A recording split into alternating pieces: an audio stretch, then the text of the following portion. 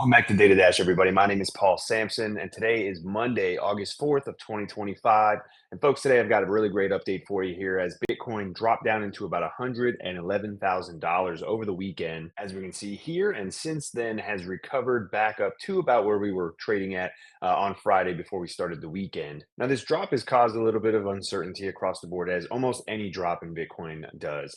So in this video, we're going to be covering, I'm going to actually take a look at what I do anticipate for the week ahead, as well as the macro outlook here on Bitcoin, on Ethereum as well, the total market, total two. We're going to take a look at a couple of things here today, as we generally do on Monday. So I'm actually doing a bit of traveling at the moment. So I'm visiting Switzerland, actually. So I'm on a totally different time zone right now, but very excited to make this video here for you folks. So the wife actually just brought me a nice, fresh, hot cup of coffee here from our local area here. So you should do yourselves the same thing. Go ahead and grab yourself a coffee, whether it's hot or ice, because I'm breaking it all down right now. All right, so first off, I want to take a look at just the more local price action here, just to kind of give a little bit of a breakdown for some key levels as we head into this week that could really send this market one way or the other, right? So we are kind of at a pivotal moment in the sense of looking for some key regions that obviously if we lose that, it's not a great sign, but realistically, we are breaking out of all-time highs. We're consolidating above all-time highs, and we actually just back tested our previous all-time high.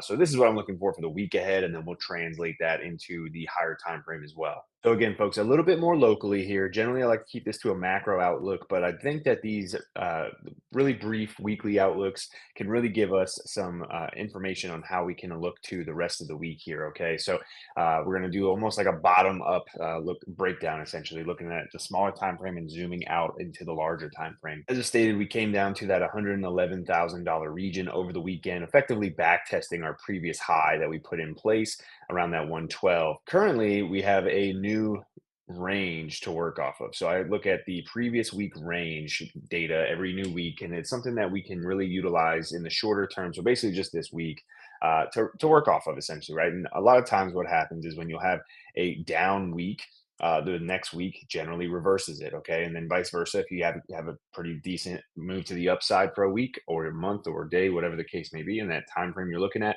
the following session, so in this example, it would be the week coming next. Generally, it reverses that as well. So we ebb and flow like this constantly, right? Where we get a down week and then we get the up week, and then we get the up week and then we'll get a down week. So we have some key levels for this week to be paying attention to. All right, and essentially, once again, this is our previous week range. So this is the volume. This is our value area based on volume for this time frame right here. We're trading right at the low side of the range right now, and realistically, I have my eyes on this level right here. So when we closed last week, it was around 13,600, 500, give or take, for the CME futures. And a lot of times when we're opening up back around that same price action, it's very likely to come back down to that CME very easily, right? So we come to it pretty often as it is, but just when we're trading just a little percent or so away, very likely to come back down to it. So when we're looking at some confluences here locally for where we could see a little bit of a pullback from where we are right now and see if we're going to put in a higher low, which is essentially, putting in a little bit of an uptrend here and targeting a move to the upside from there. That's what I'm looking for right now. So again, that's just the reason why I have my eyes on this 113,600 area yet again. And this was actually the region last week that I was looking going to come into. We obviously pierced down a little bit lower, but overall that was a really big level, that 13.6. It was a multitude of levels there. So even with that all being said, pretty sure it's the anchored VWAP area from the overall low from 98K. We had our 0.382 retracement zone. And more than anything, it came down and effectively took out all these lows, right? So we were looking for that region there. So as far as downside, let's just kind of get that out of the way. Easy, invalidation at the moment of us continuing higher from here is to come and lose our previous week low now, which is where we just came down to, which is also our previous high, that 112 region, right, from a couple weeks back. So coming to close down below this region, while that's not necessarily a death sentence overall, I would just say that if we came down to this area and lost it, I would anticipate just more downside to be had at that point, right? We have to review things as it would come there. Otherwise, living above our previous week low at this point, and even just kind of ranging around this region, is, in my opinion, still something that I anticipate a move higher for. And even if that higher move is only back up to this 118 for the week, is definitely something I'm anticipating here. So we have a weekly level up here. Target for this week is about 17,800 as well as 15,384, which is not too far away. So this one's obviously not too exciting. But I do anticipate that we would come back to at least 118,000 this week. So the idea here, while we do have a little bit of a, wiggle room here to come all the way back maybe to 112,500 for a bounce area. So the idea here for more upside here, folks, is that obviously we always have the risk of coming and taking out the lows. But if we were to front run that type of move and just come and see a higher low situation, I am looking at that 113,650 area yet again. If we get a little sizable or a mini pullback here, otherwise get into the range here, and 118 is the target regardless if it's going to come from this region, if it comes from here, or if we just come straight up into the range and continue up. So 118 for the week is definitely what I'm anticipating on Bitcoin. Another thing I like to look at, folks, especially when we begin a new month, is our previous month range. So we were just looking at our last week's range. That's very relevant this week. We now have a new monthly range that's going to be really relevant this month. So not only is that 118 area, so 117,800 give or take, last week's weekly naked point of control now, which is an untapped volume level. This is also our July range point of control as well. So a very, very big key level up here. And also another thing to kind of stair step our way into the idea here that whether or not we get a little pullback to this 113, potentially as low as 112, or even take out last week's low for a bounce. If we start living above our weekly pivot, which is our average of last week, which is generally my target for this week, like I said, it's very close to where the price action is now, so it's not as exciting. But it gives us a nice little confirmation that if we do flip that, you're not only getting into last week's range, which I just highlighted a second ago, you're flipping last week's average. You're also now getting back into the July range, effectively reclaiming these lows and very likely to push up to that 117, $118,000 area. And zooming it all the way out to the daily time frame here, we are still very much on track, in my opinion, to be heading up toward this $130,000 region by September. We've been really hitting the brakes here. This is actually something we've been targeting all the way since back here. When we get these really fast moves, it almost seems like that price target was going to come really quickly. But so far, we actually are just really building out this framework here. So I do still anticipate a kind of a slow burn, essentially up into this region here. It is now August, by the way, so this is only about a month away. This time frame that I've been looking at, I'm not really marrying beginning of the month, end of the month. Really, not even marrying this time frame at all to say like, oh, it has to happen in September. But one of the big key reasons that I put a time frame around that is because if we do reach this exact region at that exact time, it really does set up a really sizable pullback. And I've stated that if we are going to see the next sizable retracement here, that I do anticipate it if we're going to continue up to the upside, that it's going to more than likely come out of this 130, $140,000 region. But until then, overall, I anticipate us to slowly kind of grind this thing up. All right, everybody, Ethereum took a little bit of a plunge over the weekend. Also, in the Traders Club Discord, we were targeting this monthly pivot here. So this is the average of price from July, which was likely to be met in August. All right, folks. So for Ethereum here, we took a little plunge as well over the weekend. A sizable move, honestly, because we were trading about $3,900, almost 4,000, and we came back down to about this $3,300 region. In the Traders Club Discord, I put on in the update section over the weekend here that more than likely a big pivot in the market. Meaning that we'd look for a sizable bounce on pretty much everything would be when Ethereum reached that monthly pivot, right? Because Bitcoin kind of came into the monthly average pretty quickly. Ethereum was the one of the two that had a sizable difference, right?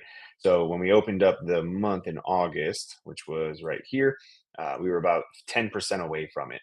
And like a lot of times, this is what we see. We see a very quick move back down to these averages. And once again, this is just the average of price from last month, likely to be met this month. So to me, it's always last month's average, this month's target.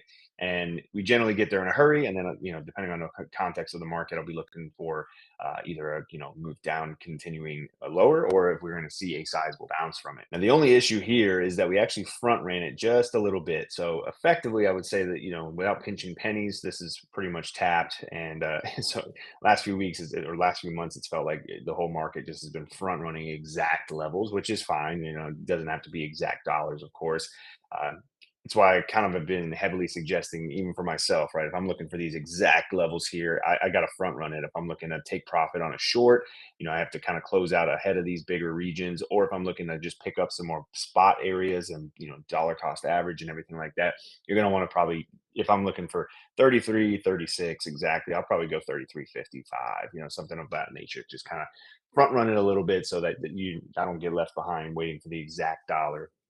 But overall, the region was here. It still does remain. In this case, we do have the potential for a sweep of the low because this is now our previous week as well. So just in the shorter term here, I do still think that this box area is a really good area to consider a DCA. Once again, be a decent little discount if you didn't already pick some up over the weekend, about 15, 16, 18% from that recent high. So those are definitely the red days that I look for personally. And I'm always, always an advocate of there's always a red day type of mentality. And this is a really great example here, right? Because we had a great run. It lasted a few weeks. Many are always looking for the potential for a great entry. Sometimes it just takes a few weeks to get there, but you will get those red days. And a 20% pullback is that, if anybody is looking to, DCA into something, that's generally, at least for these larger caps, that's generally a really good opportunity there. So similar to Bitcoin, locally here, we've got a weekly average here, and then we have two volume targets on ETH back here at 37, 3,800. So barring a sweep of the low here, either we get one of those moves there, or we just kind of start grinding up from here, taking the stairs back up.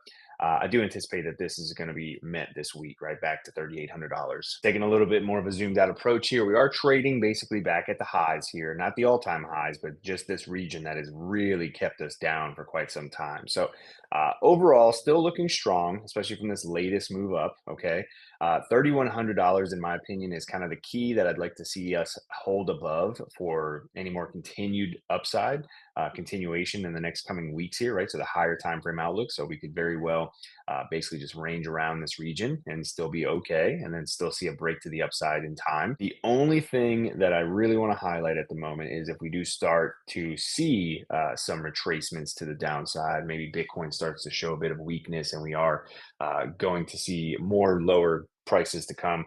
I like to prepare, ahead of time for the best areas and where I'd be looking to really deploy some new capital if I had any. Okay. And for me, as I just stated, the 3350 area is more of a conservative play at the moment just because of where we are. But if I was looking for an ideal fresh entry, must be said, it may not come. But if I had to have one right now and I was looking for that big key area, it would be this 2250 still. Okay. Now it's a little less likely we see that. I do anticipate more so that we break into all-time highs before we would see something like that, at least at the moment. Obviously, everything is willing to change here, but that is definitely the biggest level, in my opinion, from where we currently are now. Just even simply put, we could put a Fibonacci retracement of this entire move, and you'll note that that's where our gold pocket comes in at right here. That's a very natural retracement to see if we were to get a sizable pullback at this point. Just once again, we just may not get it, right? So it's just this is where there is definitely some stackable confluence here for a really decent entry, assuming we get it. Uh, in that case of we don't, for me, I'd be also willing to put on a little bit of risk, some new risk up here at this $3,300 region, and then looking to still challenge into that all-time high in the month of August. All right, folks, let's take a look at Bitcoin dominance as well. When we started off back in this region, I think it was just the beginning of the quarter. So in July, we had three major areas that I was looking to come down to at the time. This was an untapped quarterly average. This was an untapped 6 month. And then this was an untapped quarterly as well as a quarterly NPOC at the time. And that stands for naked point of control or untapped point of control. And that's just a very high volume level, right? So those three were all just down below us, and same thing as we just witnessed on ETH. We filled those big key regions in a hurry. All right, is this a full-on breakdown on Bitcoin dominance, which would translate to the altcoins moving higher? Right, it's a little. It's one of those times where technically it's too early to tell. All right, you really want to see. The only thing we have to see from this point is a lower high, though, right? In the sense of just market structure as a whole. We've got our high here. We've come down. We've put in a new low, right? So we've put in a new low here. The thing is, this can come all the way back up, all the way to 65%, and still be putting in technically a lower high than we did, and then continue that move to the downside. And I only point that out because we have a monthly NPOC sitting here, and that's just from last month for July. Now, looking at this a little bit more just at a simple Fibonacci retracement, meaning that this move here, if we were to pull a Fibonacci retracement from high to low, it would give us our 0.382, meaning that this is now retraced to the upside 38.2%. which is a big key region. It's also our 6 month pivot. So that's a high time frame average of price sitting there. We're hitting our head a little bit here. So very well could get a rejection from this region. So we're hitting our head at the 382 right now. And very well, this could be one of the regions where if we were to see a rejection, it could come from here. The only thing to be aware of is if we could flip this, push up to the gold pocket area, and that's another area to look to. It's also stacked with the quarterly pivot here.